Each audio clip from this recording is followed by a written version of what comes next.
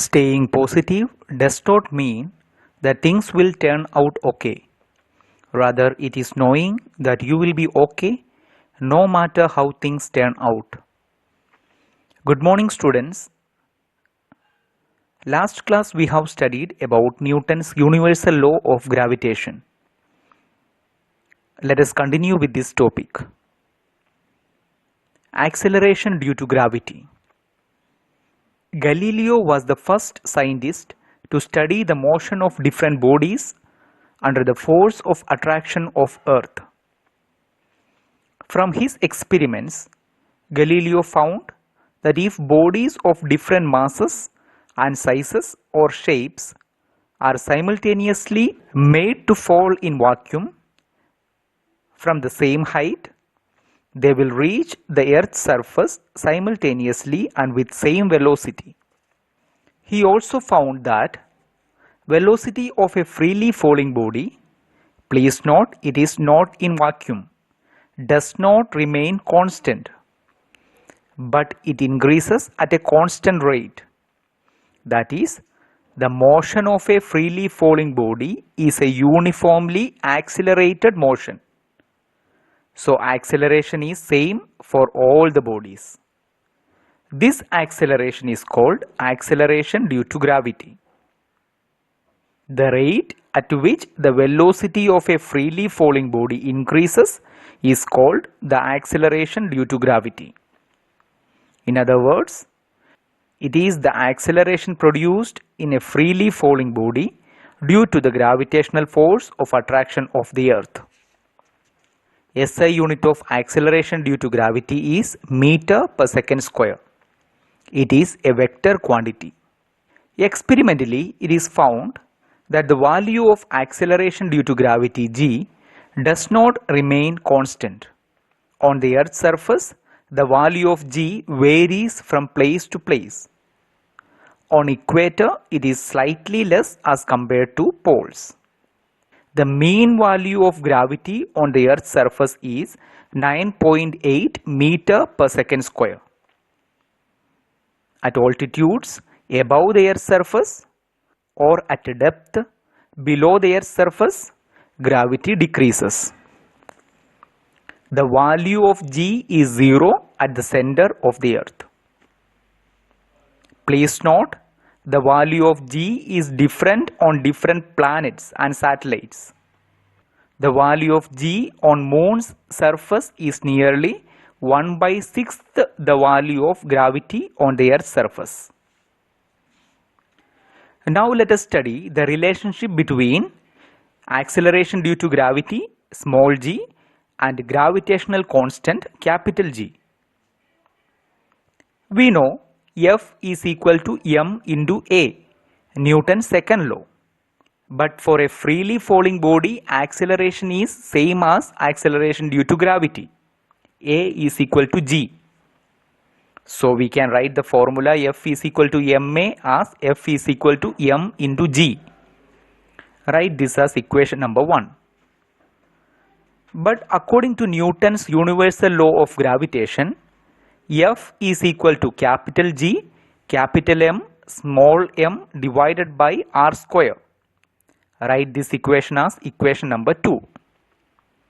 Comparing equation number 1 and equation number 2, we get G m into m divided by r square is equal to mg.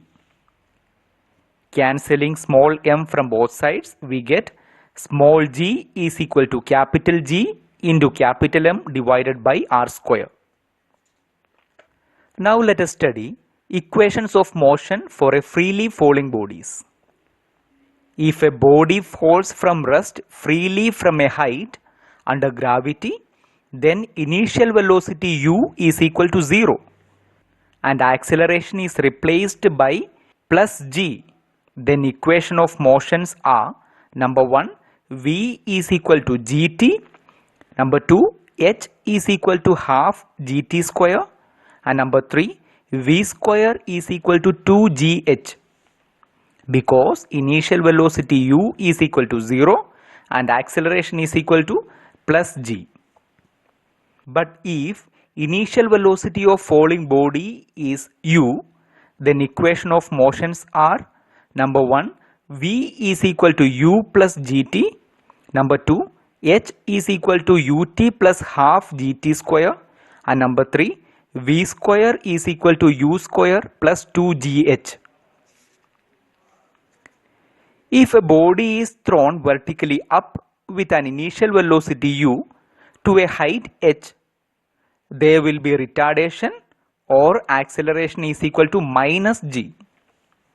Then equations of motions are number 1 v is equal to u minus gt, number 2 h is equal to ut minus half gt square, and number 3 v square is equal to u square minus 2gh. Now let us study the difference between mass and weight. Mass of a body is the quantity of matter it contains. Now weight of a body is the force with which the earth attracts it. In other words, weight of a body is the force of gravity on it. Mass is a scalar quantity. Weight is a vector quantity. SI unit of mass is kilogram and CGS unit of mass is gram. SI unit of weight is Newton and CGS unit of weight is dyne, where 1 Newton is equal to 10 raised to power 5 dynes. Now mass, it is constant for a given body at rest and does not change by changing the place of the body. Mass is measured by a physical balance or a beam balance. Relationship between mass and weight. We know weight is equal to mass into gravity. So W is equal to m into g. And g is equal to weight divided by mass. So SI unit of gravity can also be Newton per kilogram. Weight can also be expressed in gravitational units. Gravitational unit of weight in SI system is kgf, kilogram force, where 1 kilogram force is equal to 9.8 Newton. Gravitational unit of weight in CGS system is gram force, where 1 gram force is 980 Newton. So this is the end of today's class. Think positive and be positive, and positive things will happen. With this thought, let me conclude. Thank you. Have a great day. May God bless you all.